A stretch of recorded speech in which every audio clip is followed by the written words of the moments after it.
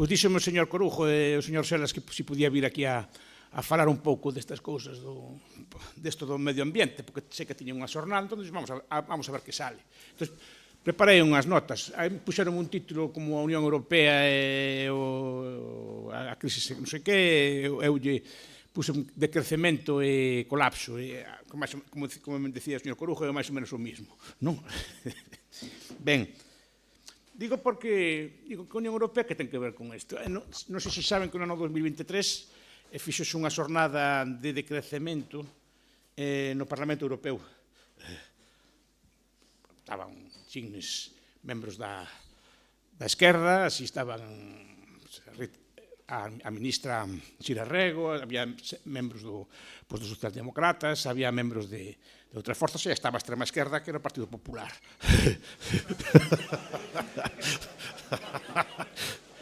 Sí, porque asinaron o manifesto varios membros do partido e presentou, como non presentou a señora von der Leyen, falando de superar o paradigma do fósil, que había que superar o paradigma do fósil e dicindo que había que buscar outras formas de crecemento, etc. Creo que ahora virou algo de medida. Aí que se desmarcou foi a señora Metsola, que era presidente do Parlamento. Bueno, desmarcouse un pouco, pero bueno, que desde ámbitos oficiais e de todas as forzas políticas, non? Pois o decrecemento parece que é unha especie, foi, agora xa pasou un pouco, non? Pero era unha especie de moda que se empezaba a discutir, que había que buscar outras formas de crecemento, que había que buscar outras formas de superar o actual marco de desenvolvemento. Estaban ali naquela xornada os mellores. A ver, o pensamento de crecemento, inda que eu, obviamente, non comparto moitos dos seus presupostos, pareceme moi interesante. A mí pareceme dentro do mundo da esquerda do máis interesante que hai, últimamente, en cuanto a ideas e en cuanto a reflexións e cosas polo estilo. Eu non o desbotaría así como así. Me parece un pensamento interesante. Digo que estaban os mellores, estaba Tim Parrique, que é un das estrelas emerxentes neste mundo, co seu libro Desacelerar ou Morir. Estaba Tim Jackson con seu libro reciente de Postcrecimiento, ou estaba Jason Hickel, por exemplo, co seu Menos es Más, coas súas obras, presentaron aí un paradigma decrecentista. Entón, quería explicar un pouco que consiste ese paradigma e despois como a Unión Europea o está a levar a cabo, pero cuidado, non deliberadamente, porque a Unión Europea oficialmente non asume paradigmas decrecentistas, pero nas súas políticas non sei se deliberadamente ou simplemente porque non son as consecuencias das súas políticas, está levando a un paradigma de estancamento ou de crecemento. Isto é o que podíamos discutir. Non sei se o fai que von der Leyen leo esta xente toda e quere imitalos, ou ben porque por querer tomar políticas así intervencionistas está conseguindo este objetivo. O paradigma de crecemento vello, estaba moi presente Kenneth Wilding, hai moita xente que dice que non se sabe desde o século XIX, Jevons e outra xente, dice que había como uns límites materiais ao crecemento e que era necesario ralentizar o crecemento, que o crecemento tiña unhas consecuencias non debidas e que había que ter en conta. Había unha serie de autores, Kenneth Wilding, incluso literatos como Georges Bernanos, que moito me gusta tamén ese libro, Francia contra os robots, é un libro que non moi conocido, que é un libro decrecentista, pero é un libro ben reaccionario. Hai decrecentistas de direita, por exemplo, Alain de Benoist, Mañana al decrecimiento, que está en traducción española chamase así, e despois de esquerda, así, porque a maior parte deles, máis que decrecemento, son críticos ao capitalismo. Non plantexan un paradigma de crecer así, sino que plantexan que este sistema está acabado, que o sistema capitalista é malo, que o sistema capitalista vai estoupar ou vai estourar e vai acabar, entón hai que buscar un paradigma novo. Entón aí está o debate.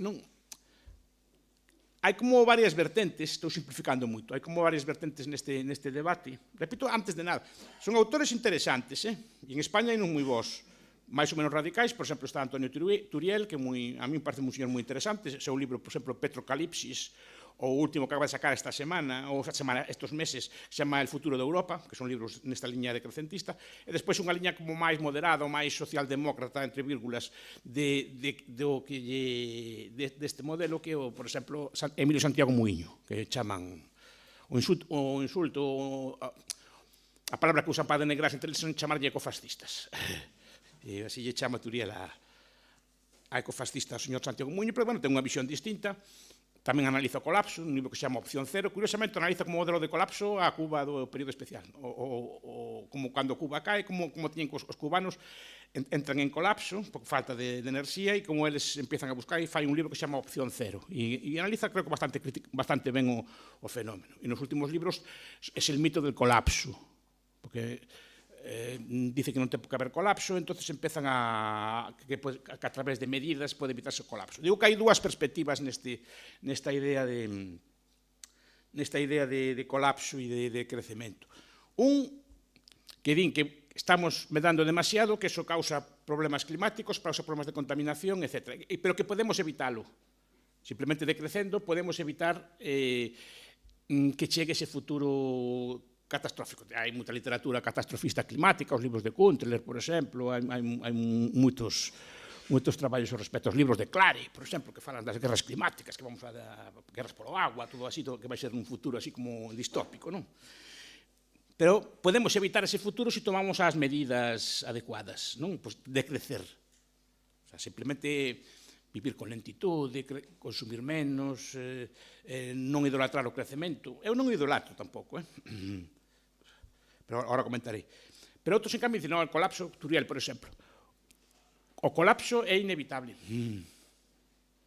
En Petrocalipsis o di, no último libro, mira, fagas o que fagas, non hai, non? Non hai opción.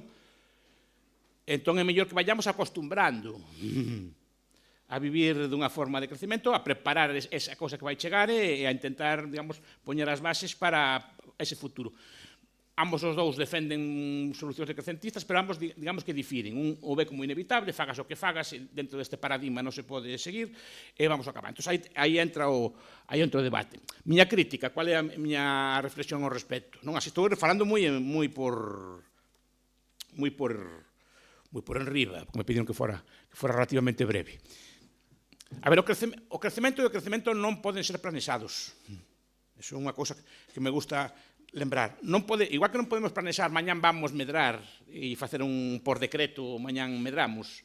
Non podemos decrecer tampouco ordenadamente, porque o sistema é tan complexo que non podes alterar un parámetro sin alterar moitos outros. O Hayek, cando falaba dice que cando cambias un precio, cambias centos de precios despois. Cando cambias un sistema productivo, cambias outros centos de sistemas productivos a vez, porque están casi todos interrelacionados. Se ti decreces nunha cousa, por exemplo, ahora estamos en contra da automobilidade, non queremos transporte público, etc.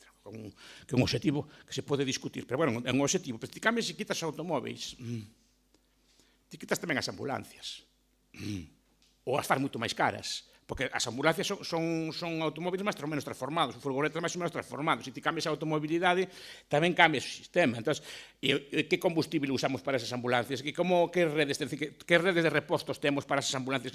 Non é rendible facelo. Non é rendible facelo porque é rendible facelo nun marco de que está un mundo automobilizado, todas as cosas as temos, non?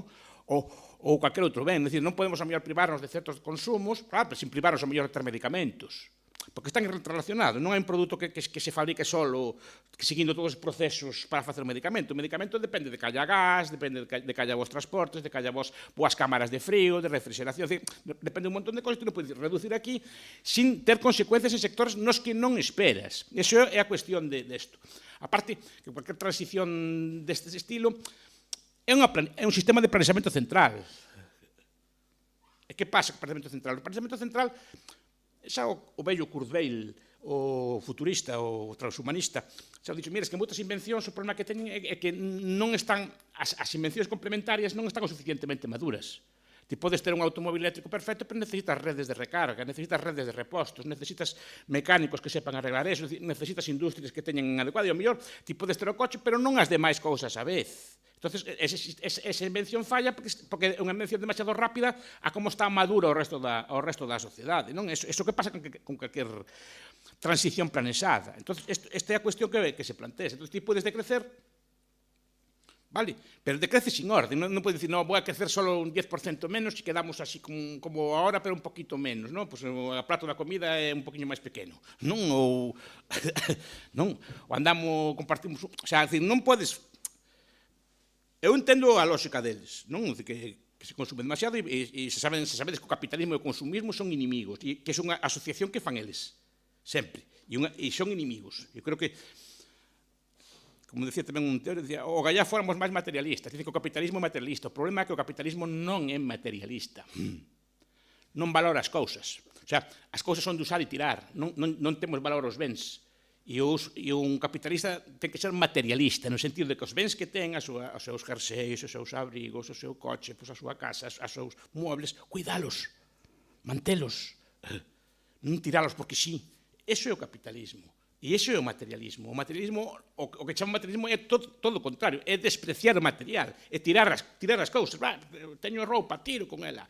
Teño un coche, pois cambio cada ano de moda. Teño un televisor, non me gusta que teña pulgadas, que teña máis pulgadas, ou que teña máis tal. Non. Eso non é materialismo. Entón, digo, ese materialismo que defendo é un materialismo estricto, é dicir, que as túas cousas, cuidalas. Entón, o capitalismo de verdade é iso, e creo que eles, cando fan os análisis, confunden o consumismo co capitalismo, como fan moitos de nós, e é unha cosa que temos que ter clara. Pero dito isto, non se pode decrecer así por capricho, non se pode decrecer así por partes ou por piezas, ou quitar aquí isto solo e solo reducir este consumo del uso, ou reducir esta cousa, sin alterar sustancialmente outras formas de produción ou formas de produción enteiras. Por eso digo, igual que o crecimiento non se pode facer así por decreto, senón sería un crecimiento tipo soviético, que era un crecimiento, digamos, como decirlo, como mal feito, con unhas piezas máis desenvolvetas que outras. Temos unha industria do aluminio moi elaborada, pero despois non temos unha fábricas de aluminio que transformen ese aluminio en bens de consumo. Porque só temos fábricas de aluminio, é un crecimiento desproporcionado, non é coherente. E un decrecimiento así planesado sería tal. Como sería un crecimiento ordenado? Pois que a xente libremente decidira ser máis materialista, no senso estricto do que estou dicindo eu, ser máis materialista, apreciar máis as cousas, consumir menos, aforrar máis, e rapidamente os precios se irían asustando, se irían adecuando as industrias, se gastaría menos en bens destos que se chaman consumistas e máis en bens de capital, e se iría correxindo a cousa sola, pero non por decreto, non porque mañán digan que hai que facer todo isto. Non? E depois está o colapsismo. O colapsismo di que vai colapsar. Repito, os dous decrecementos están como emparentados. Dicen máis ou menos o mismo, que vamos ter que decrecer, pero por causas distintas. Eso, por lo menos, o que leo nelos. Repito, son autores, todos eles, moi interesantes. E, además, a diferencia do marxismo clásico, escriben ben. O sea, non é esa xiria do que chaman agora o marxismo occidental. Es que a veces uno lee... Outro día que meu querido lía o libro de Morris Berman, todos os sólidos se desvanecen en el aire. Ai, loco... que unha frase de Marx, non? Ai, Dios mío, que ladrillo, que cosa, que mal escrito está, que todo unha así. Cambio, outros non, son anticapitalistas, pero por menos sabes o que está dicindo, entendes ben os argumentos, non sufres lendo. Mira que eu teño aguante, pero non sufre, son bonitos, están ben escritos. A mí, o de Parrique, ou todos estes libros de Turiel, a mí me encantan. Eu recomendo a súa lectura, ademais, ou de Muiño, etc. Sin meterme nas polémicas deles, que teñen unhas polémicas peores que ainda que as nosas. Nos temos as polémicas de Hoppe e de Milei, estas cosas todas así. Eles teñen polémicas ainda máis ácidas, van nas revistas deles e... Pero bueno, que son interesantes, me parece xente moi interesante. Pero o colapsismo dice, isto vai a colapsar. Estos deben dos vellos argumentos do Picoil. Son maltusianos ou neomaltusianos, pero beben do argumento do Picoil de King Hubert, que decía que hai un pico no petróleo, que despois o desenvolven autores como de Falles, e se popularizan en moitos libros de ciencias sociais deste ámbito. Hai a idea de que vai haber un pico de petróleo, pero un pico de petróleo de todos os materiais, non? Que, por exemplo, o libro de Alicia Valero, Guiomar Calvo e Antonio Valero, que se chama Tanatia, que é un libro moi interesante tamén a quen lle gusten as ciencias, que é un libro moi interesante tamén. Este vai analizando todos os metais e metais así que van acabando, etc. E todas as proxeccións que fan de consumo, que danlle tantos anos, que danlle tantos tal, que dan tantas toneladas ao consumo actual. Entón, inspirándose neso, van decir que vai colapsar por falta de recursos e ao mellor tamén por un exceso de complexidade. Estas ideas son ao señor Carreiro, se que lle gusta, a Joseph Tainter, non? De colapse porque estudia así como colapsaron os mayas, estas culturas todas de colapso, o colapso das civilizacións antiguas, que explica así como colapsaban todas elas. O libro clásico, que é o inicio de todos estos, que é o de Jared Diamond, El colapso, que é un libro así tamén moi clásico, que explica que todas as sociedades colapsan e así, e a Illa de Pascua, estas cosas así, non? O problema desto é que extrapolan ao colapso de sociedades antiguas. As sociedades antiguas efectivamente colapsaron. Pregunta, o capitalismo pode colapsar? Non. Por que non? Porque o capitalismo non é que teñamos todas estas cosas. O capitalismo é unha mentalidade. O que non colapsa é a mentalidade. A ver, o capitalismo é compatible con cualquier nivel de recursos e compatible con cualquier nivel de vidas. Moitos colapsistas pensan que o capitalismo é o que hai agora. Pero o capitalismo non empezou así. O capitalismo empezou nas Illas Británicas, nalgúnas zonas de Flandes, nalgúnas zonas de Franza, nalgúnas zonas de Alemania, empezou a un nivel moi baixo e queimando madeira ou queimando un pouco de carbón. O sea, é como empezou o capitalismo. E a partir de aí, usando esa técnica de aforro sistemático, inversión da mellor forma posible, eso que é unha tecnoloxía mental, con contabilidade, con bancos, con etcétera, porque se vai desenvolvendo despois, pero compatible con cualquier nivel de desenvolvemento. De feito, empezou con niveles que hoxe en día se consideran máis que de colapso, e empezou con ese niveis. E depois que non dan os recursos como dados. Cando o recurso non hai ningún, o recurso pode ser calquera cousa, só hai un recurso. E me gusta lembralo, que é a cabeza humana. Non hai outro recurso que eso. Tiñen os persas petróleo cando os conquistou Gengis Khan, o Gengis Khan non, creo que foi seu neto, cando os conquistou en Bagdad, cando os persas, cando chegaron os mongois e facían un buraco no chan, salía o petróleo e plantabanlle lume para divertirse. Para que valía? Para que valía? Era un recurso petróleo? Non. O recurso petróleo cando alguén inventa un motor de explosión, señor Benz, e inventan formas de refino. Pero antes unha cosa que non só non valía para nada, era un estorbo. Onde hai petróleo non medra nada, non podes cultivar, ademais cheira mal. Os indios caribes tuveron petróleo durante centos de anos en Venezuela, no que era Venezuela, en Maracaibo e por aí donde son. E para que usaron? Por que non montaron a Standard Oil? Por que non montaron refinerías de queroseno? Tiñen o petróleo todo. O petróleo todo sin a mente humana non vale para nada. Entón, cuáles son os recursos? Non sabemos cuáles son. Non sei se hai límites ou non. Límites físicos debe habelos, obviamente. Pero digo, límites o que é un recurso.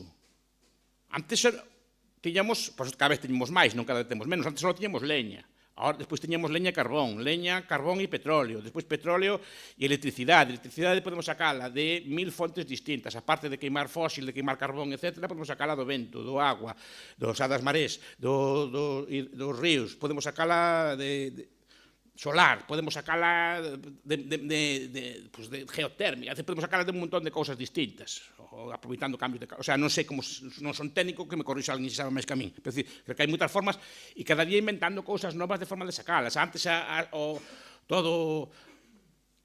todo lixo, todo toxo, todo aquel batume que había antes se tiraba con él ou a veces se queimaba, non? No monte. Ahora chamanlle biomasa. Fanse centrais para aplicalo e facer electricidade con él. Non digo que sea eficiente ou non é a cuestión, digo que o que podemos ou non podemos facer ainda non está conocido. Entón non podemos saber o que é un recurso, porque non sabemos o que a nosa mente pode descubrir no futuro. E máis, cuantas máis mentes haya no mundo, son máis mentes a pensar e a inventar cousas. E aí está a cuestión. E non colapsa, porque o capitalismo tampouco necesita dun espacio determinado, dun espacio xeográfico determinado. Parece que un capitalismo ten que ser a nivel mundial. O capitalismo, cando nace o capitalismo, os historiadores, nacen unhas cuantas comarcas, ni siquiera a provincia, ni siquiera unhas cuantas comarcas en determinados sitios concretos. E daí se expande e se imita como unha mancha de aceite a outras partes do mundo. O sea, pero o capitalismo, para seguir existindo, para non colapsar, non precisa de que sea a nivel mundial, como pensan isto, que estamos consumindo a nivel mundial e todo isto pode colapsar.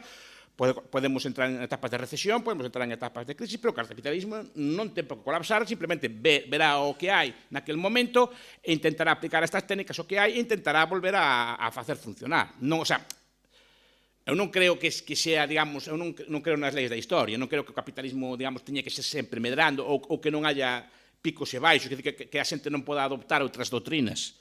xa se adoptou, e que sean contrarias ao capitalismo, pode perfectamente adoptarlas, pero digo, como a idea, o pensamento, salvo que borremos a mente de todos os homens, aí está presente e pode surdir ou subsistir en calquer sitio. Bastaría con que subsistire, por exemplo, en Macao, ou en Singapur, ou en Nova Zelandia, ou en calquer outro sitio, para que desde aí se pudera volver a estender ao resto do mundo. É dicir, non é unha cousa que colapse como a civilización antigua. A civilización antigua, por exemplo, aquilo da Illa de Pascua, que tanto falan. A Illa de Pascua dicía que Diamond, que está moi discutido ese argumento, pero Diamond decía que cortaron todos os árbores para facer para mover aquelas pedras que tiñen, que creo que se chaman moi, aquelas pedras aquelas estatuas que teñen, cortaban todo. Entón, os da Illa de Pascua non tiñen sistemas de propiedade privada, no sentido que se cortaban un árbol, plantaban outro. Non plantaban outro. Non había sistemas de prezos para valorar aqueles árbores para que non gastar tanto, ou usar árboles, digamos, os árboles menos ineficientes para digamos que non den fruto, así, os árboles máis adecuados. Non, tampouco tiñan. Eles cortaban e punto. Como eran os antepasados tamén, non só os pascuinos. Hasta que pasou o capitalismo, o capitalista dice, espera, corta un árbol que plantar outro, senón a terra perde valor. Non? E non só plantan un, plantase dous por se un falla. Este é o sistema que temos. E ese sistema, e hai un sistema de prezos que nos indica, oye, que os árboles están esgotando. Deixa de cortar tanto árbol, empeza a buscar sustitutos. Para carteto ou aproveita os árboles varias veces ou busca a vida, pero non empeces a gastar. Os pascuinos tampouco tiñan esos sistemas. Como non tiñan moitos povos da antigüedade, non tiñan estos sistemas. Tiñan sistemas de prezos, como romanos ou outros povos, pero non tiñan sistemas de capitalismo. O capitalismo é bastante tardío. É unha cousa que hai que distinguir sempre, capitalismo de libre cambio. Son cousas distintas. Ainda que están emparentadas, son distintas. E moitas veces creo que estos críticos creo que non estudiaron ben o capitalismo. O sea, creo que collen un estereótipo, collen a idea ideal do que é o capitalismo, no que leen nos libros, non? O neoliberalismo, e sempre leen o libro de Mirovsky, por exemplo, que é un libro moi bo tamén, por certo, non? O camino, o The Road to Mont Pelerin, e todo critican desde aí, casi sempre. Os libros de Harvey, a breve historia do neoliberalismo, que non é que sean malos libros, pero, oye, podías ler de vez en cuando algún libro capitalista tamén, non só ver o capitalismo polos ollos dos críticos, mira a ver que dicen tamén os teóricos e as reflexións que fan. Entón, claro, este colapso eu non creo que se dé. Ahora, pode haber un descenso de nivel de vida, e desde logo non vai ser tipo Mad Max. Non, porque o imaginario de Mad Max, ainda estou lendo o libro de Urri ao respecto, o imaginario de Mad Max fixo moito daño. E todas estas distopías, la carretera e estas cosas así todas, non? Porque plantean un futuro así como de guerra e todos peleando, a máis por falta de gasolina. O Mad Max pelean por a falta de gasolina. Entón, están todo o día peleando uns cos outros, se loitan e están todo o día lidando uns cos outros, non? Nese escenario non ten por que darse. Además, nos escenarios catastróficos, James Lerley e outros dicen que non son así. Son máis ben cooperativos. Pero, bueno, dito isto, estos son, non creo que haya o sea, o decrecemento pode habelos, pero o ideal sería que fora de habelo por simplemente deixar de consumir. Ese sería o ideal de... Pero claro, se deixas de consumir, afórrase, o país ainda se volve máis capitalista, non menos. Que algún crítico lle fixo ver, e é certo. E además, algún deles se deu conta. Se se aforran, máis capitalistas son. Que pasa que en vez de gastarse en bens de consumo, se farían, por exemplo, máis tuberías de agua, mellores centrales eléctricas, mellor outro tipo de cousas. Aparte, co decrecemento ten un problema. Ainda que queras non decrecer, tes que crecer o suficiente como para manter o que tes. O sea, tens que ter tamén unha amortización, tens que manter as máquinas que tes que manter as cosas que tes, e solo para manterse como está é necesario aforro, capitalismo e inversión, porque senón non podes manterte ni siquiera como estás, porque senón te pasa como en Venezuela, pasa como en Cuba, que os sistemas eléctricos se van deteriorando, que se van deteriorando os sistemas de transporte, e ao final, porque en Venezuela non poden casi ni siquiera refinar, sendo un país que antes refinaba, porque simplemente porque as factorías que teñen eles non invertiron, entón lentamente se van apagando, porque se van gastando as piezas, se vai estropeando e non teñen para repoñer isto. O sea, o capitalismo non só fai falta para crecer, sino para manterse como está. Porque ese paradigma do crecimento infinito que tamén se nos acusa a vez, tampouco é exactamente así.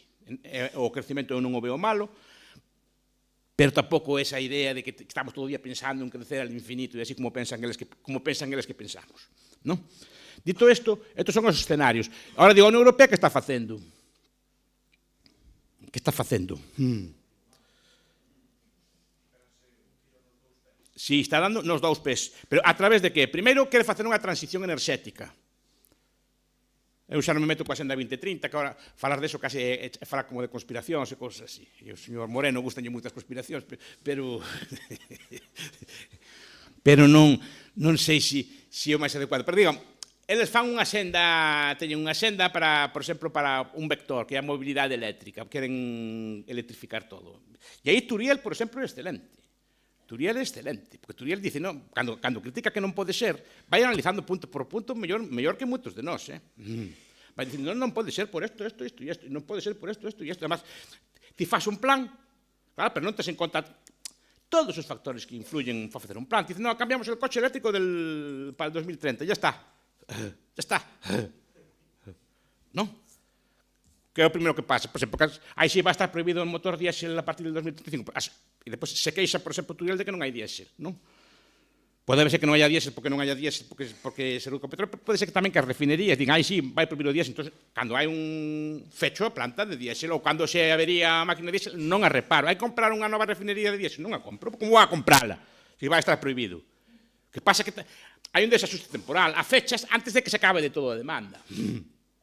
Pois digo que os procesos son bastante máis complexos do que parece, porque dice, se me estropeou a planta de diésel, pois non a reparo. Pero sigue habendo demanda. Pero non hai quen a produza e así irá pasando. Eso que moitas veces dicen que falta, escasea el diésel. Bueno, escasea relativamente, pero pode tamén deberse a cousas como esta. Así que non só nosotros empezamos a destruir industrias vellas, as empresas de automóvil non renovan tampouco as plantas de produción de combustión, abandonase a investigación en produtos de combustión, non?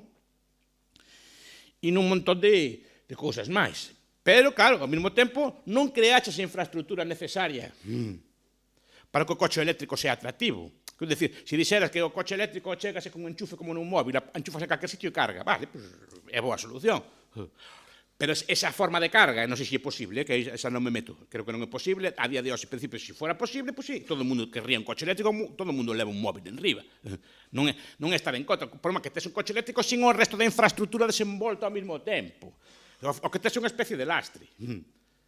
Porque tes un coche que te tarda moito en cargar, non tes infraestructura de recarga, as baterías aínda non teñen autonomía ou non teñen a capacidade de adaptación necesaria. Entón, claro, esos son os problemas que hai. O hidroxenio verde. O hidroxenio verde é unha ficción. Están falando moitas plantas así, todas subvencionadas, por certo. Non? Pero que o hidroxenio verde é unha función, hai que cambiar os motores, hai que cambiar os depósitos dos coches, hai que cambiar toda a industria, e os xeroductos non valen o ducto normal.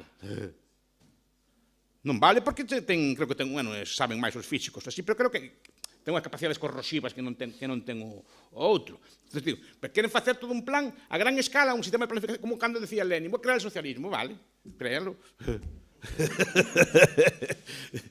Porque digas que vai ser o socialismo, eso non transforma ese socialismo en algo competitivo. Daí vivo o comunismo de guerra.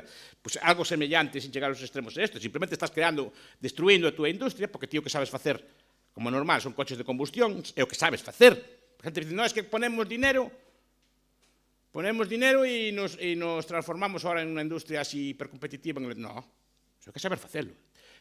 A mí me das $1 millón ou $1 millón al mes, eu non me transformo nun físico ou nun ingeniero.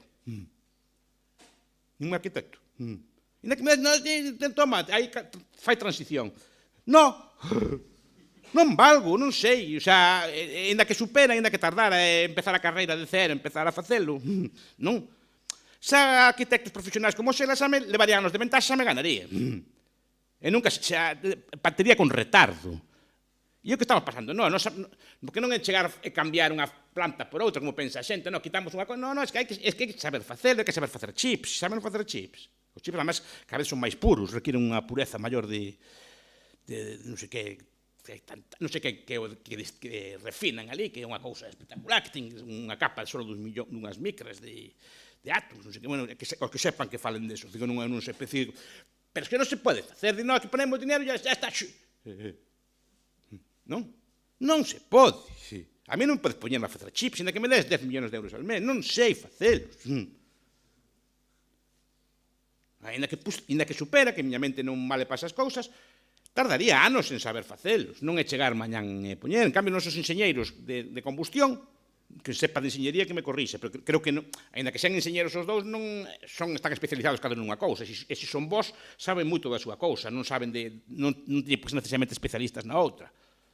Tardan tamén en adaptarse e cambiar as fábricas, non? E cambiar toda a logística e cambiar toda a industria, non? A máis, moitas veces, é mellor empezar de cero que cambiar o que existe. Unha fábrica de camións non a podes transformar nunha fábrica de medicamentos. Son cosas distintas, fabrican cosas distintas. Entón, a transición metemos dinero e ya se non, señor. Algúnas cousas podrás, e con subvencións podrás conseguir a cosa, ou fechando mercados, non? Pero non consigues todo isto. Estás con todas estas teorías de cambiar o coche eléctrico, de mobilidade.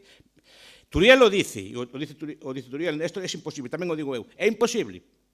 Por argumentos semellantes aos del, pero distintos. Un sistema de planificación central, de cambiar unha transición dese estilo, non se pode facer. Falta información, falta cálculo, un problema de cálculo económico unha vez máis, un problema de coordinación entre factores e coordinación no tempo. E eses elementos non os hai. A transición eléctrica tendría que ser, só se faría dunha forma. Co coche eléctrico, o vehículo eléctrico, fora percibido como un ben de mellor calidad co que temos agora. Quero dicir, todos nós pasamos do teléfono de rodas ao teléfono de teclas a un telemóvil. Nadie nos lo mandou e cambiamos en poucos anos. Por qué? E cuidado, e ao mesmo tempo cambiou toda a infraestructura, toda a logística que vai detrás do telemóvil. Por que cambiamos? Fixo falta que nos subvencionaran, poñernos un plazo vacío ou simplemente a xente viu que isto que temos agora é mellor ou aporta unhas cousas que non tiña o vello? Non? Eso é o que temos que ter en conta. Entón, o coche eléctrico, se fabricas un produto que a xente perciba como mellor, tranquilo que cho quitan das mans. Como abandonamos o carro de cabalos polo automóvil ou como o camión sustituiu o tren. Porque aportan unhas cousas, as que sean, que son distintas. Despois está toda a cuestión psicolóxica da Unión Europea. A mí faime gracia isto como se chama? Volta ao salvaxe, ou como se chama? Rewilding, non? O rewilding, sí. Isto é un libro de un señor que se chama, un dos libros casi póstumos de O. Wilson, un biólogo, autor de Consiliencia, a unión de las ciencias y el conocimiento social, unha cousa así, de unificación de las ciencias. Pero ten un libro que se chama Media Tierra, non sei se algún o conoce. Sí, non? Media Tierra, que é o que ven a decir, que hai que deixar a mitad do planeta para que este salvaxe como estaba antes, non? E vivir con media tierra. Así que media tierra para os humanos e outra media tierra para que estén ali os rinocerontes. Sí, o bicherío e todo que sale nos documentarios. No, que non, cuidado que a mí me gusta me calles os bichos, que non son como vou conservador, son conservacionista, me gusta calles os animais. Pero claro, manter aquelo salvaxe, primeiro, en que etapa de salvaxismo? No, porque hai que fixar un lapso de tempo, é dicir, qual é a época correcta da naturaleza a que hai que volver. Creo que hai debate, creo que algúns optan polo Pleistoceno. E incluso, non estou falando de broma, algúns falan de recuperar ou clonar ou coller bichos parecidos aos mamús ou así e volver a soltalos por ali. Ou se poden clonar, non, senón animais parecidos. Non estou falando de broma. Non estou falando de broma.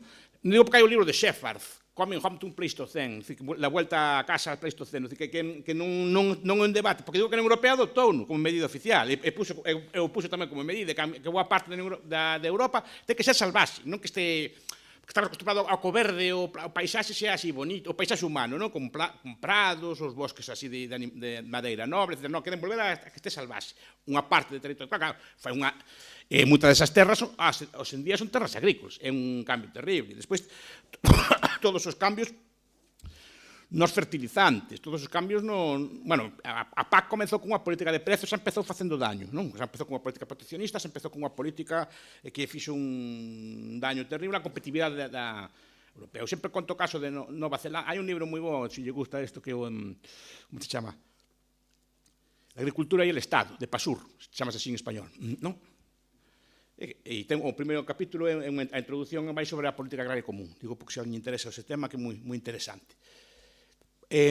Bueno, empezamos con políticas de precios, empezas distorsionando por completo a agricultura, porque uns precios os subvencionan, son por máximos, outros mínimos, moitas explotacións europeas abandonaron cultivos tradicionais, de hortalizas ou así, para poñerse a facer leite, porque a leite era o produto estrela, e tiña un precio de garantía, entón se abandonaron un montón de cousas para producir prados, despois se producía leite de máis, empezou a poñer cuotas, empezou a haber leite en negro, empezou todo a haber un montón de cousas, non? Pero claro, fai un daño terrible de cultura. Sempre poño o caso de Nova Zelanda. En Nova Zelanda hai un momento que dice nada, que produce cada un o que lle dá gana, como lle dá gana, aquí non hai subvención ninguna. Ahora, ten a agricultura mellor do mundo. E os produtos agrarios mellor do mundo. E cando vou a Guatemala a visitar a Dani, sempre veo que a manteiga que me poñen para almorzar é de Nova Zelanda. E digo, como chega de Nova Zelanda hasta? Pois chega. Chegando, chega e máis cousas. Como non chega? Porque son super competitivos. Simplemente diseñan e sin axuda ninguna. Esas dúas cousas son as que están causando, digamos, o decrecemento. Non porque sigan as teorías do colapso, non porque, creo eu, por lo menos parece que non as conocen, non me consta que as conozcan, así en profundidade, pero o que están conseguindo é o que queren os decrecentistas. O que pasa é que non o están facendo dunha forma ordenada e vai ter consecuencias, digamos, porque están facendo por decreto, e vai ter consecuencias, entendo eu, que perniciosas a medio plazo. Bueno, ahora as preguntas, veña.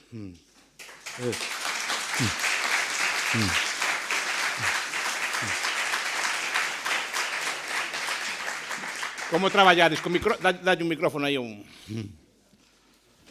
minarquismo.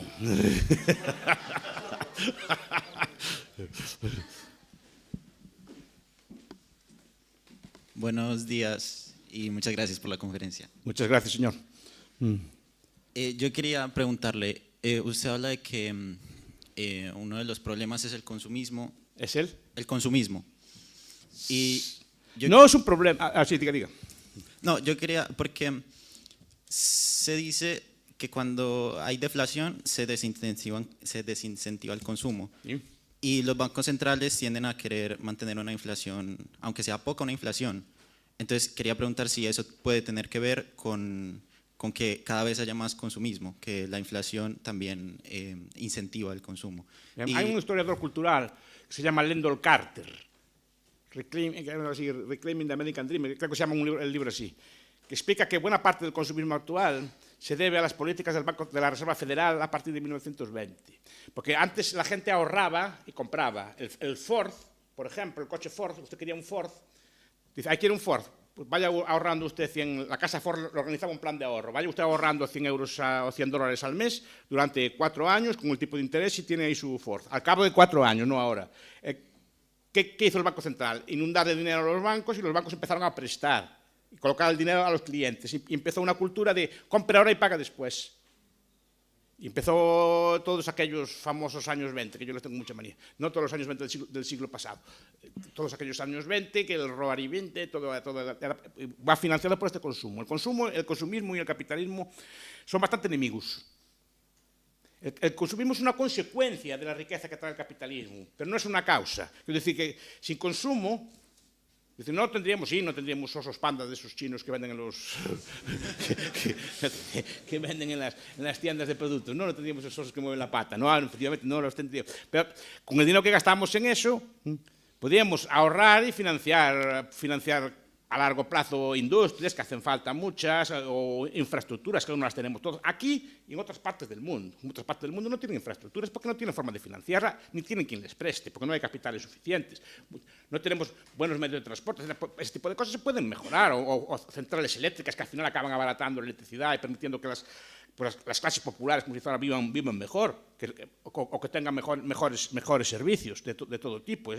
Claro, si gastas en el oso panda, no gastas en la central eléctrica. Eso no es lo que no se ve. Uno parece que consumir y el otro no se ve como un consumo porque es a más largo plazo. Entonces, el consumismo digamos que es una visión contraria al capitalismo, aunque le digan lo contrario. De hecho, el capitalismo, las Robinsonadas de Von Baber. A Von Baber le gustaba hacer lo que llamaban las Robinsonadas. Imagina que la economía es una persona sola actuando. Entonces, Robinson ahorra, hace sus cocos, estas cosas así todas, ¿no? ¿Y si Robinson consume los cocos y se va a la playa un día? En vez de hacer el palo, ¿qué le pasaría a Robinson? pasaría un día precioso de gasto, de consumo, disfrutaría de la vida. Carpe diem, lo pasaría bien, ¿no? Pero el día siguiente tenía que levantarse otra vez a trabajar y a trabajar duro. Si tuviera el palo, con un esfuerzo trabajaría la mitad o produciría el doble, ¿no? Pero ese es el capitalismo. Pero requiere que Robinson no gaste los cocos, sino que los invierta. Esa es la cuestión. Pero eso muchas veces no se ve. Y yo creo que muchos de estos autores, lo repito una vez más, léanlos, que a mí me gusta mucho. Turiel es excepcional, esta gente, todos se lee muy bien. Pero creo que hacen una caricatura de lo que es el capitalismo. O lo leen por los ojos de los críticos. No dicen, a ver qué dicen estos señores, a ver cómo razonan estos señores. Por ejemplo, Emilio Santiago Muñoz sí que se da cuenta de muchas más cosas. O no ve estas cosas. Aunque tiene polémica, sí que en su último libro, El mito del colapso, me parece que se llama, sí que toca estas cosas. Pero tengan en cuenta, cuidado, distingan las dos cosas. Yo no quiero el consumismo, yo repito, quiero materialismo. Materialismo, que quieran sus cosas, que les intenten... ¿Quién nos obliga a gastar, por ejemplo, es el gobierno? Hablan de obsolescencia planeada. Es decir, bueno, ¿quién me obliga a tirar mi coche diésel? En uso. Perfectamente cuidado como lo tengo yo. ¿No? ¿Quién me obliga? ¿El mercado? Me obliga el gobierno. Y es el que manda... Está pasando en Madrid, que están muchos coches que no los pueden sacar de los garajes porque es por la culpa de las leyes de las emisiones. Esta de la agenda que tienen en Madrid, que no le dejan sacar los coches y tienen que achatarrar muchos coches o tirar con ellos, porque a un señor alcalde de extrema izquierda se le ocurre... No, desde luego la agenda la asume toda, no sé si es extrema izquierda, pero la agenda la asume toda y no la discute. Pues se le ocurre que no puede sacar los coches y hay que achatar. ¿Y eso qué es? Es consumismo, es achatarrar. Dale allí, sí. Sí, a Francia.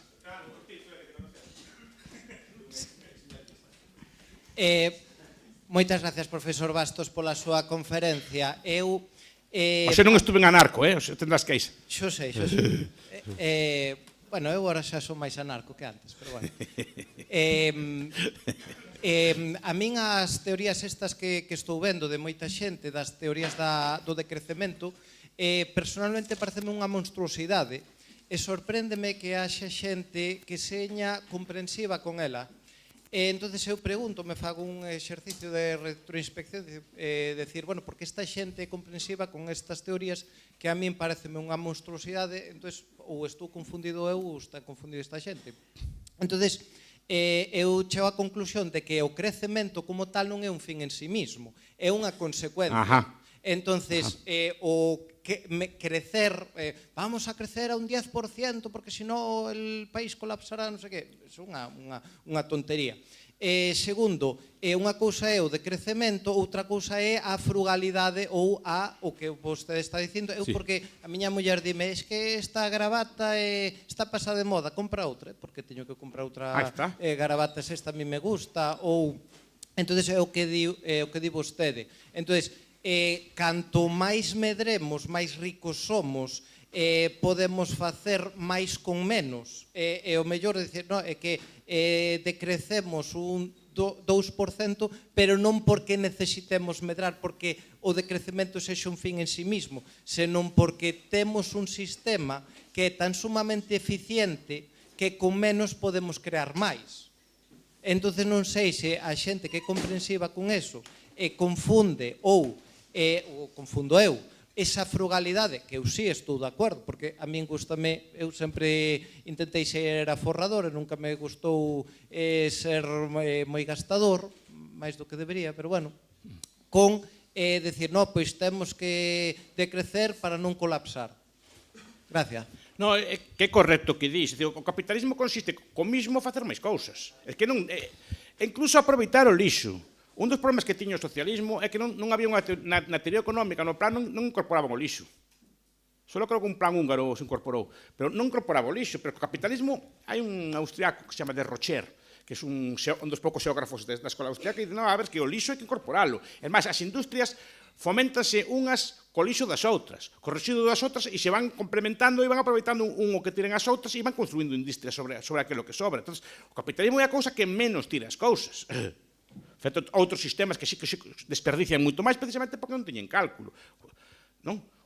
Esa idea de capitalismo, de frugalidade, pero repito, precisamente por eso digo que é o contrario ao que creo que moitos deles pensan, que estamos todo o día despilfarrando. O capitalismo non, a ver como podemos facer miren unha lata de Coca-Cola ou unha lata de bebida, non?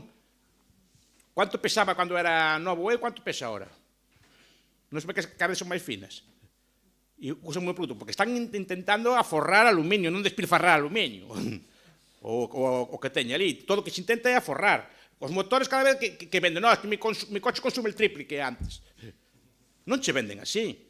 Os electrodomésticos che venden como máis eficientes. Os coches dicen, no, es que este coche ahora consume 3 e pico de litros, e máis che poñen na publicidade. Cada vez, esa é a tendencia, que un coche se mova con cada vez menos combustible, que un electrodoméstico xe máis eficiente, intentar facer un produto con menor cantidad de materia prima posible.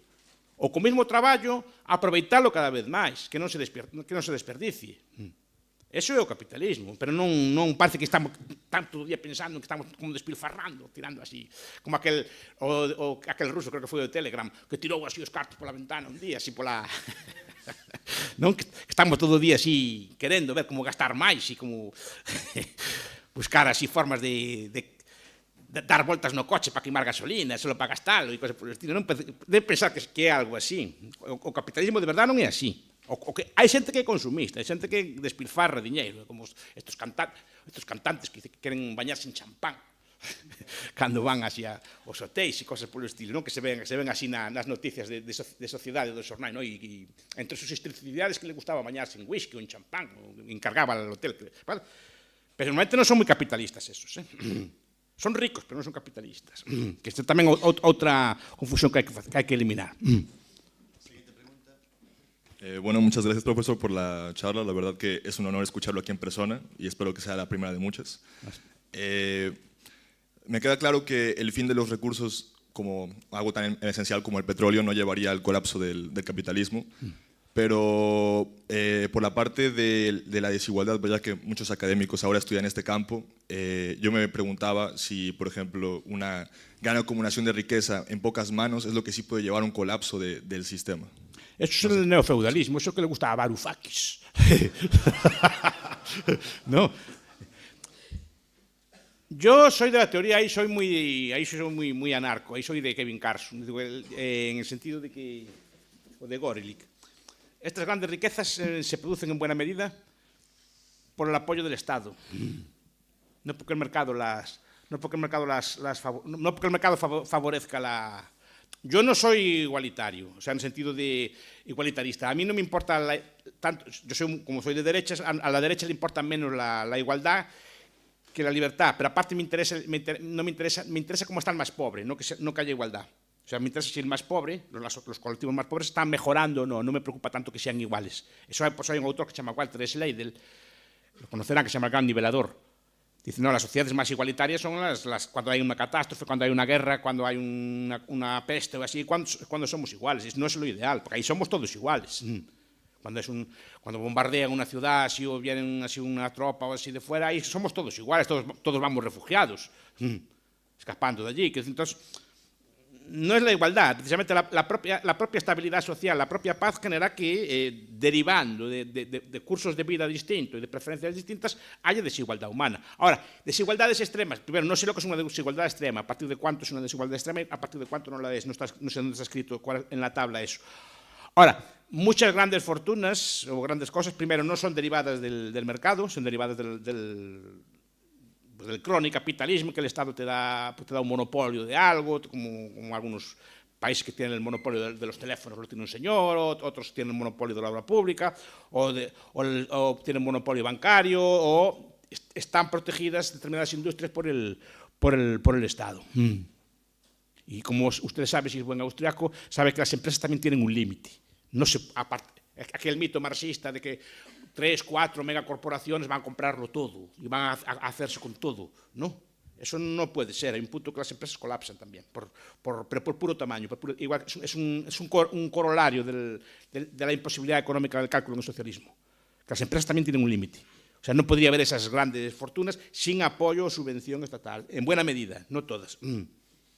Lo primero, dejar claro que sí, que no hay que confundir capitalismo con consumismo y que el capitalismo es más barpaco que Vinicius y es más barpaco que una gran corporación. Y yo tengo la mala suerte de trabajar para una gran corporación. Sí. Y entonces, lo que quería preguntar es, sí que es cierto que el capitalismo y el consumismo son lo mismo, pero a veces el consumismo puede alimentar el sistema capitalista y hacerlo mejor. Y pongo un ejemplo relacionado con mi industria, que es la moda, que es que obviamente hay gente que quiere, no sé, acumular chaquetas de diferentes colores, pero esto hace que luego esa empresa capitalistamente pueda invertir ese flujo de dinero en mejorar su proceso productivo, en mejorar su cadena de suministro, por ejemplo. No, a ver, el capitalismo muchas veces se adapta a lo que el mercado le dice. Yo lo discutía una vez cuando hablamos del capitalismo y la religión, ¿no? Diciendo, no, es que el capitalismo es consumismo y demanda como bienes viciosos, ¿no? De lujo o consumistas, o demanda mucho alcohol, mucho gasto de superfluo, ¿no? No, pero la culpa no es del capitalismo, la culpa es de la gente. Sí, pero eso no hace que la empresa sea mejor. No, pero simplemente, si la gente demandara menos moda, hipotéticamente, que eso es la gente que lo demanda. En vez de demandar moda, demandaría tuberías de cobre. Cuidado, que son menos glamurosas, pero también dan trabajo. ¿Me explico? O demandaría mecanismos, cojinetes de bolas o cosas por el estilo. Y usted, en vez de trabajar en la moda, trabajaría fabricando ruedas de bolas, o cojinetes de bolas, o tornos o fresadoras. Trabajaría igual. Y seguramente las vendería igual de bien o administraría la empresa igual de bien, ¿no? Usted simplemente se adapta a lo que la gente quiere, y la gente lo que quiere, y ahí está la cuestión. Mucha gente dice que vivimos en capitalismo, pero no es capitalista. Mucha gente consume, yo no digo ni de más ni de menos, que tampoco es una cosa moral, ¿no? Tampoco hay un baremo de lo que debe consumir, lo que no debe consumir, ¿no? Solo digo, es que si no consume ropa, va a consumir otra cosa, pero a lo mejor es una cosa que implica un proceso de producción más largo. A lo mejor se pone a hacer cemento, por ejemplo, ¿no? Lo que digo, que no hay nada en eso, pero digo que y hay que consumir ropa también. Obviamente que necesitamos para vestir, y está bien que sea más barata y que sea de más calidad. Claro, pero ese consumismo mejora el proceso productivo. Mejora el proceso productivo, pero empeora otro. ¿Cuál? Quiero decir, si yo gasto en ropa, no tengo para ahorrar para financiar una central eléctrica nueva. Repito que es menos glamurosa, ¿no? Que el prêt-à-porter, o que andar así con pantalones tipo pirata o cosas de estas así, ¿no? ¿No? Con brasier. Es menos glamurosa y es menos chic, no llama tanta la atención. Pero estamos fabricando cemento, acero, aluminio, cosas por el estilo. Cuidado, que también da empleo, y también crea riqueza. Solo que uno es lo que decía Harry, lo visto y no lo visto. El consumismo alimenta una parte del capitalismo, y no estoy en contra, porque al final responde a lo que la gente decide. Pero es la gente lo que decide, es la gente la que es consumista, no el capitalismo, ¿no? Lo que dice siempre Mises, si la gente prefiere el alcohol a la Biblia, ¿vale? Pero es la gente que prefiere el alcohol a la Biblia. Si la gente prefiriera Biblias o viajes a Tierra Santa, el mercado se los daba baratos, de alta calidad, y le daría todo tipo de comodidades en las iglesias, aire acondicionado. O sea, ¿me explico? Pues la gente quiere alcohol. Pero es la gente, no es el capitalismo. Si la gente quisiera todo el día rezos y así, tranquilo que los tendría, Biblias de todas las calidades, precios, todo tipo de libros de vidas de santos, que a mí me gustan mucho, de geografía y cosas por el estilo, y tendría todo este biblioteca, y tendría todo tipo podría viajar a Lourdes cómodamente, etc. Tendría un ave para ir a Lourdes si fuera lo que usted quisiera, sí. Ahora, la gente... A ver, es igual ir a Lourdes que ir a Punta Cana. A efectos de capitalismo. Si la gente prefiere a Punta Cana, es culpa de la gente, no del capitalismo. Si la gente quisiera rezar, tendríamos vuelos todos los días baratos a Lourdes para ir y volver en el día, a rezar el rosario, el Santo Rosario. ¿No? Pero no le eche la culpa al capitalismo. El capitalismo es indiferente. Está diciendo que la gente consume y las empresas se adaptan a lo que la gente consume. Punto. Pero el capitalismo es indiferente. Si la gente prefiriera vivir austeramente, pero quisiera mejorar su sistema de alcantarillado, que también es menos glamuroso, pues a lo mejor mejoramos el sistema de alcantarillado y nos vestíamos peor. Pero repito, una cosa es más bonita que la otra y preferimos gastar en una cosa que en otra. Pero cuidado, usted tendría empleo igual, solo que en empresas de servicios de ese estilo. Obviamente nos adaptamos a lo que la gente demanda. Ahí no tienen culpa ustedes. La última. Señorita Loureiro, O señor... Pereiro, pero puede Pere- llamarme como no. usted quiera. Como Pereiro. Pereiro. Sí.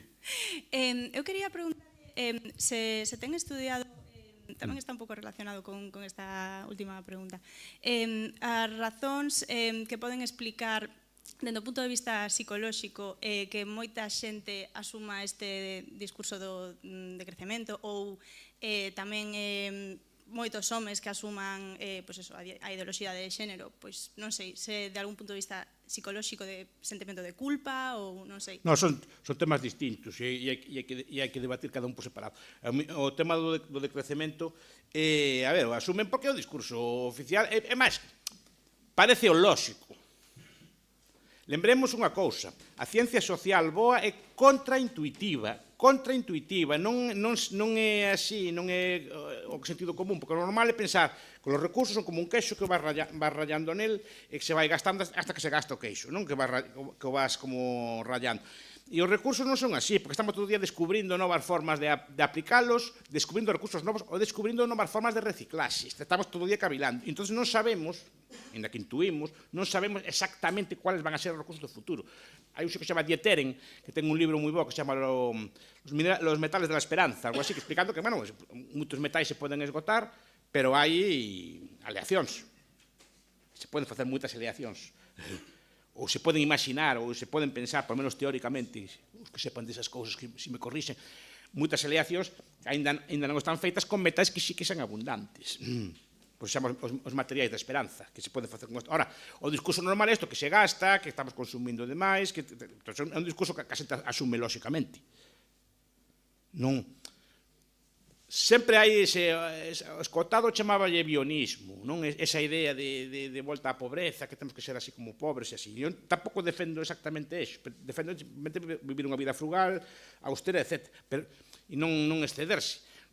Pero tampouco, digamos, pasa nada. Pero que é un discurso que parece que é lóxico, non?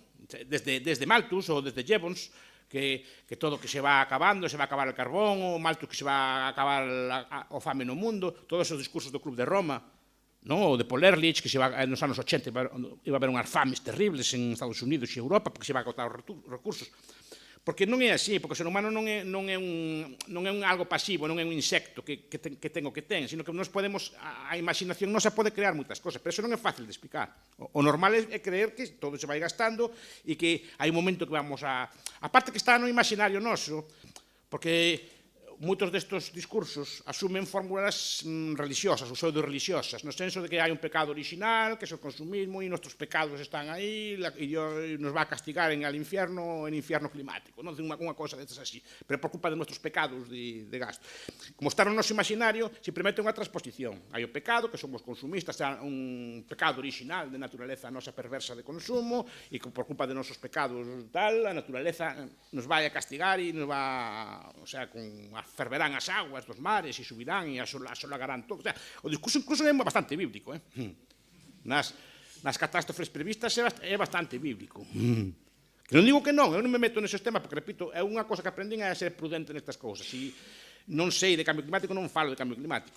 Punto. Podo falar das consecuencias económicas ou políticas, pero se quenta ou non quenta, se vai subir ou non vai subir, eso non o sei. Saben porque non sei, eu non sei ler un gráfico deses, non sei.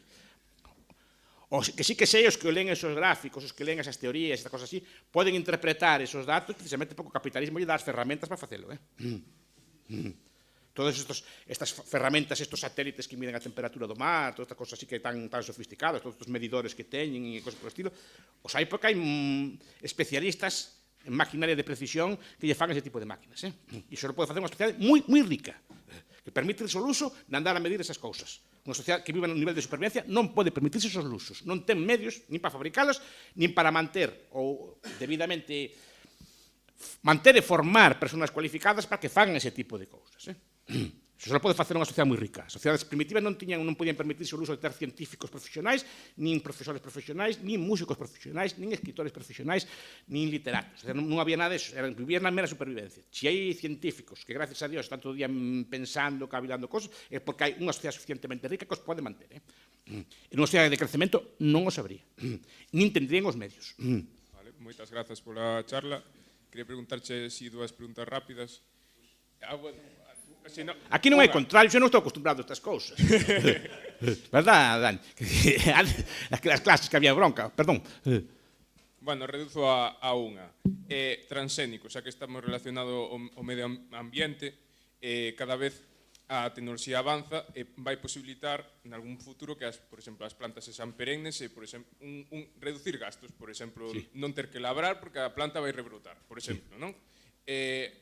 Aí a pregunta sería relacionada coa imposición dos gobernos ou Europa de prohibición dese tipo de desenvolvemento e se é posible ese tipo de desenvolvemento sin monopolio. A ver, ese tipo de desenvolvementos... A ver, primeiro, efectivamente, porque hai monopolio de propiedade intelectual.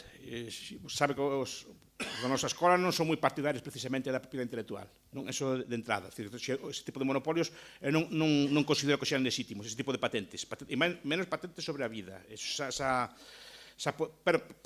Pero non porque sea sobre a vida, sino porque non estou a favor da propiedade intelectual nese tipo de cousas. Outra cosa é o secreto industrial. Non? Eso unha. Primeiro, sabe que pasa? Que gracias a Dios o monopolio tende que ser a nivel mundial e non todas partes algunhas partes do mundo plantarían esa planta. Gracias a Dios non hai un goberno mundial. Gracias a Dios hai moitos estados e cuantos máis houbera, mellor. Porque menos forza tendrían. Entonces, sí, podes prohibir aquí, pero non en outras partes do mundo, pues que non plantes, eu planto. Ti verás. Esa é a cuestión, eso é o que nos salva. Efectivamente, se houbera un goberno mundial, igual ese goberno mundial prohibía ese tipo de planta transgénica. Que tamén é unha manía eso de transgénico, porque transgénico para outro tipo de cousas. O sea, veo que as persoas cando están enfermas toman todo tipo de pastillas, e incluso vas por a noite ves estos pastilleros, as cousas que toman por aí. E despois están en contra de la química.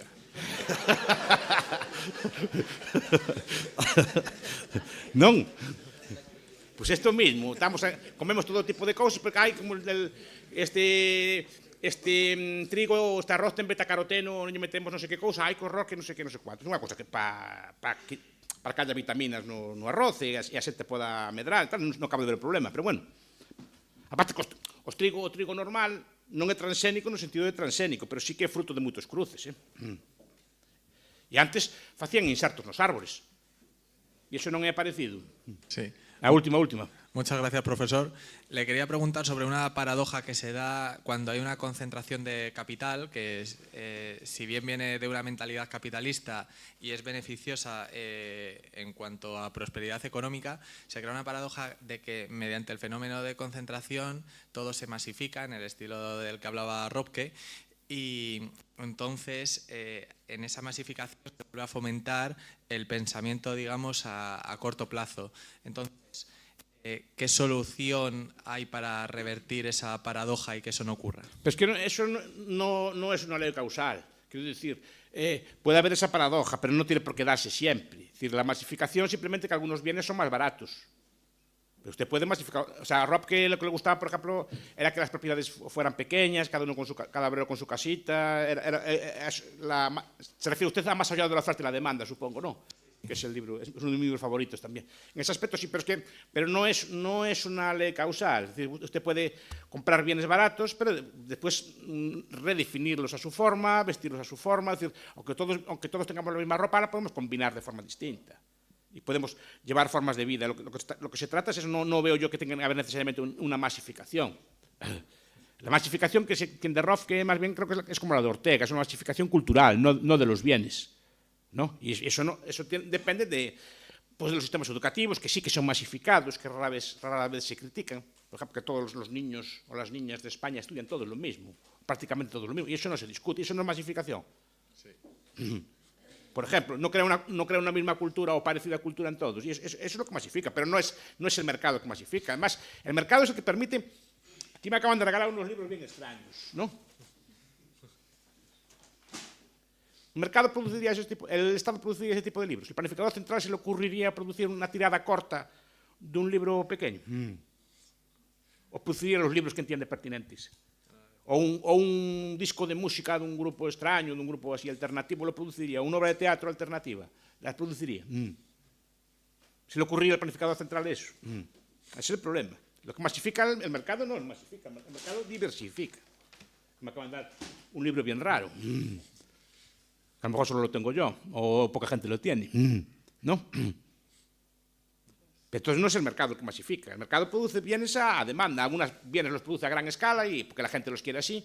Tampoco tiene mucho sentido, yo qué sé, que el papel de cocina pues que sea así como muy diverso. No sé, me explico, no acabo de entender yo la lógica. Usted querrá un papel de cocina masificado, supongo, ¿no? Que le limpie las cosas, pero no que sea muy sofisticado, que haya unas calidades extraordinarias de ese papel, no cosas así, ¿no? Pero otras cosas sí que las quiere usted, la ropa a lo mejor la quiere usted personalizada, determinadas músicas las quiere personalizadas, determinados alimentos puede quererlos personalizados. Pero personalizado puede ser por el alimento o como lo cocine usted, ¿eh? Non só o alimento. Profesor Bastos, estaríamos aquí todo o día escoitándolle, seguro, pero desgraciadamente temos que ir ao xantar do capitalismo, sí. E penso que, en todo caso, penso que mereceu o aplauso. Así que agora Ustedes me traballar hasta en vacacións. Sí, sempre.